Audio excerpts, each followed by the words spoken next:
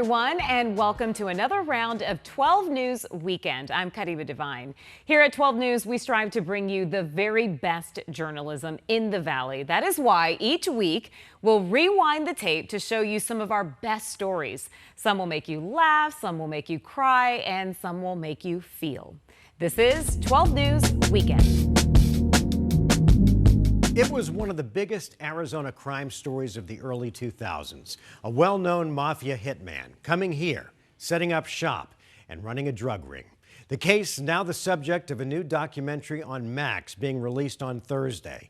Sammy the Bull Gravano got only 5 years in prison for the murders of 19 people, but almost 20 years for dealing ecstasy in Arizona.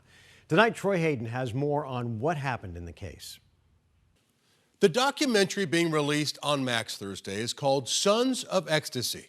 It looks at the case of Sammy the Bull Gravano and his son Gerard. Sammy had just been released from prison for more than a dozen murders and apparently couldn't stay out of trouble. Sammy the Bull Gravano got what may have been one of the most lenient plea deals ever. In return for his testimony against his mafia colleagues, he served only 5 years for the murders of 19 people. They were all mob hits. When he got out of prison, Sammy eventually made his way here to the Valley where his family was. They had a big home, a successful pool business, even a popular Italian restaurant. But the restaurant is where Sammy's son Gerard says new trouble started. The story is told in a new Max documentary called Sons of Ecstasy. And we opened up a restaurant in Scottsdale, Uncle Sal's, which was very successful. And that's when I started meeting that Scottsdale crowd. That Scottsdale crowd was a party crowd, and what they wanted was a new party drug, ecstasy. Gerard quickly saw dealing ecstasy could make him big money and fast. I was a little bit in credit card debt at that time, so I kind of made an agreement. I'll do it, get out of debt, and then I'll concentrate on the restaurant, the pool business, the construction, everything else. Gerard needed seed money to start his ecstasy business, $50,000. So he asked his former mobster father for the money. They were broke. So I thought if I lend them money and they make a couple of big buys and their pockets are full, that they would quit. It's a dumb move.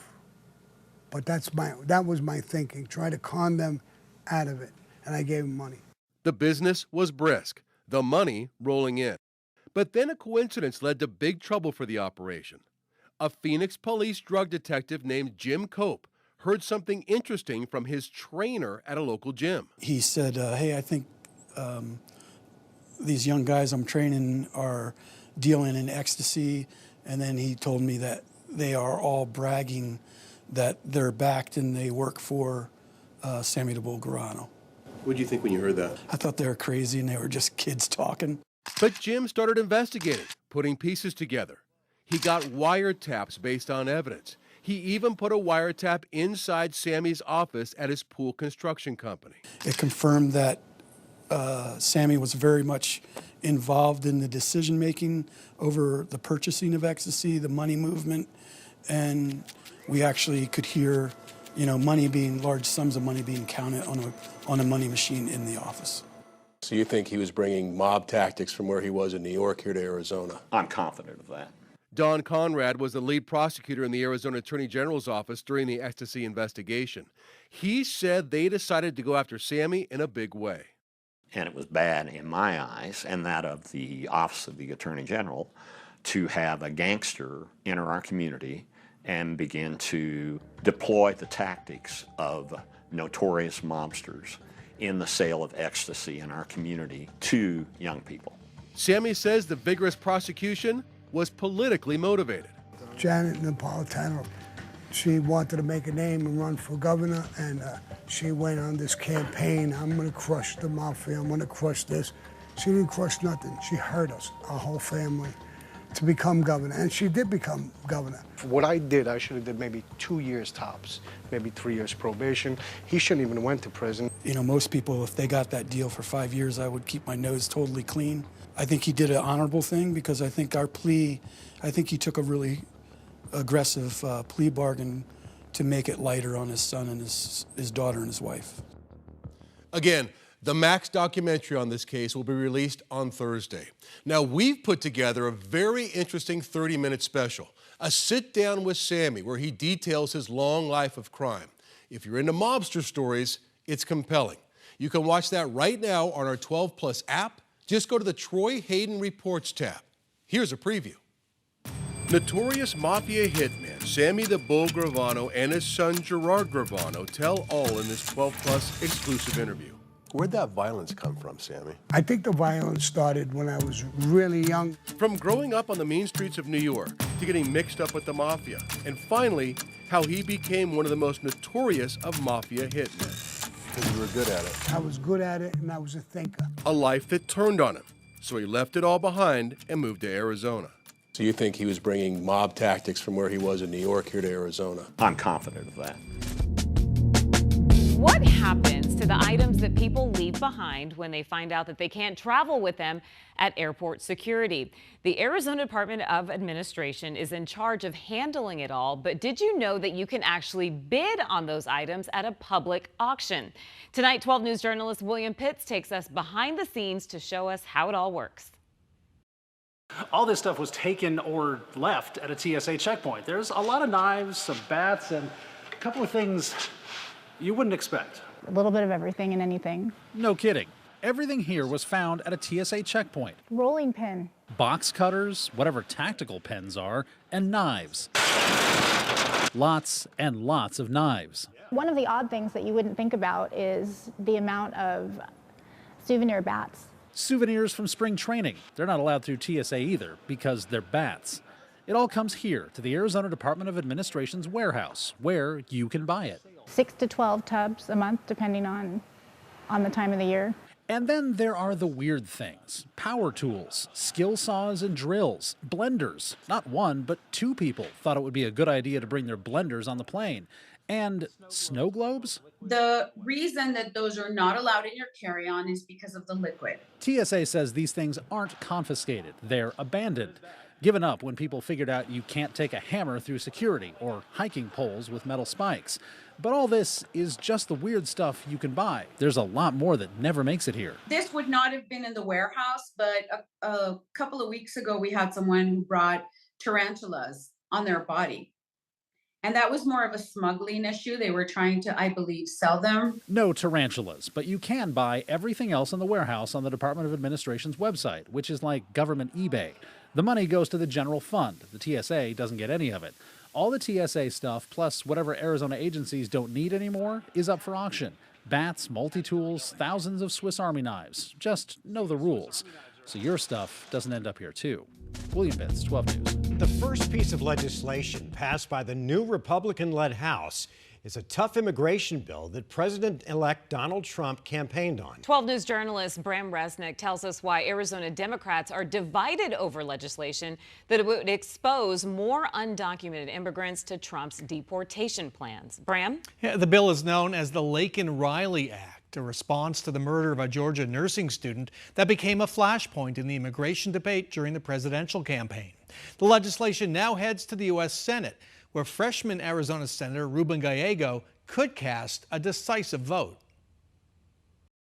I'll now announce the verdict. A 26-year-old undocumented immigrant previously arrested for theft was sentenced to life in prison without parole for the brutal murder of 22-year-old Laken-Riley.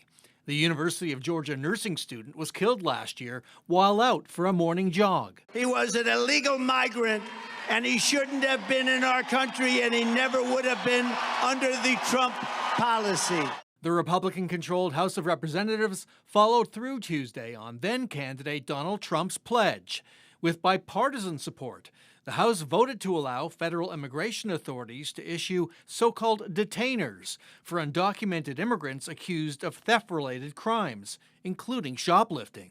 ICE has been in the jail system, and they put detainers on them. So it's really a seamless effort between local law enforcement and ICE. Maricopa County Sheriff Jerry Sheridan says his jails give Immigration and Customs Enforcement custody of inmates with detainers, a first step toward deportation. The House bill would expand detainers from felony crimes to lesser theft offenses. Freshman Congresswoman Yasemin Ansari of Phoenix said after her no vote on the bill that Riley's murder was a horrific tragedy. But under this legislation, someone charged, just charged, not found guilty, could be immediately deported. This is a gross miscarriage of justice. Democratic Arizona Senator Ruben Gallego voted yes on the bill last year when he was still a member of the House and running for the Senate. Senate Republicans will need Democratic votes like Gallego's to pass the legislation. And the Senate vote could come as soon as Friday. Senator Gallego's office did not respond to a request for comment. When he voted for the Laken Riley Act in the House last year, Gallego posted to social media, quote, "I voted to ensure something like this never happens again." Bram Resnick, 12 News. We know there are a lot of unique things in Arizona, but nothing quite like what sits on the side of the Loop 303 and formerly on the side of the I-10. And even if you've seen it, you probably don't know the story behind the Big Baby. 12 News journalist Jade Cunningham went to Duncan Farms in Goodyear to learn all about the Big Baby mural and how it's turned into an Arizona landmark. Along the 303 sits something big. I love driving by it. So big. I was the one that had to go to the city of Goodyear, and they said, "You want to do what?" This 20-foot picture of a giant baby is hard to miss. I'm actually in the scene. Kathleen Duncan is holding the frying pan. She's also the co-owner of Duncan Family Farms, which is deeply rooted in the West Valley. I married a fourth-generation Arizona farmer, and so we went out on our own in 1988 and just started with a very small farm growing some fruits and vegetables, and it just kind of grew from there. She came up with the idea of the sign after the farm opened to the public 30 years ago. The idea was to just have, maybe a few field trips a week, come out, invite some of the teachers I knew out to bring their kids to see where their food came from. The program grew. And we had 30,000 students each season coming out. We had about 800 kids a day coming, busload after busload. So the Duncans found a unique way to greet visitors near I-10 and Cotton Lane. We weren't allowed to put up any billboards saying Duncan Family Farms this way. There were restrictions on advertising or billboards. So we wanted some fun way to just let the kids know you're close. So we were in Salinas and saw these amazing huge murals out in the fields and on corners, and we thought, who did these? They found the artist. He said, what if we did a Honey, I Blew Up the Kid kind of thing? And we do a mural of a baby that's blown up, and then there's regular sized adults around kind of trying to keep this baby from doing anything crazy. And then found the baby. I used it as a fun fact in class. Like when people try to get to know you, that's like, I'm the big baby. Not a baby anymore, 27-year-old Jamie Lawton was 18 months old when a picture of her playing with a tractor grew into the life-size mural. She's always loved its quirkiness. People are still finding out that it's me. But says it captures something special. He was a farmer as well. The bond between her and her grandfather, who's since passed. That's the bond of happiness and joy on my face as a little girl. And I don't know, there's just the logo of the Duncan Family Farms. So all of this wouldn't have been possible without them. But the special connection between them, it's between family. And that's what Duncan Family Farms is really about, family. In the early 2000s, the baby went away. Because of the 303 interchange that was going in, it had to be taken down. But found a new home 5 years ago off the 303 near Bethany Home Road, where it sits today and can once again be enjoyed by all, like Lawton's growing family. So the big baby had a baby. I have two babies. We still have the tractor, and I save it until they get usually around like 8 months, and we go and take their pictures. It's really fun, and it's really special to be able to share that with my kids.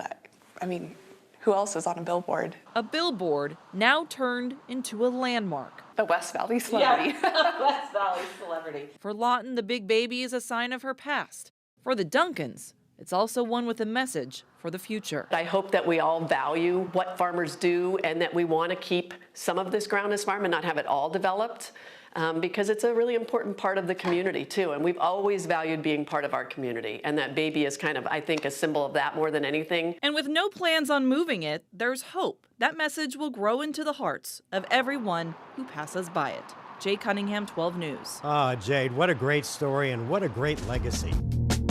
Well, the new year is bringing a little bit of relief for renters, but headaches for cities as the residential rental tax went away at the start of the new year. 12 News journalist Colleen Sikora is looking into what this means for renters and cities now left to make up the difference.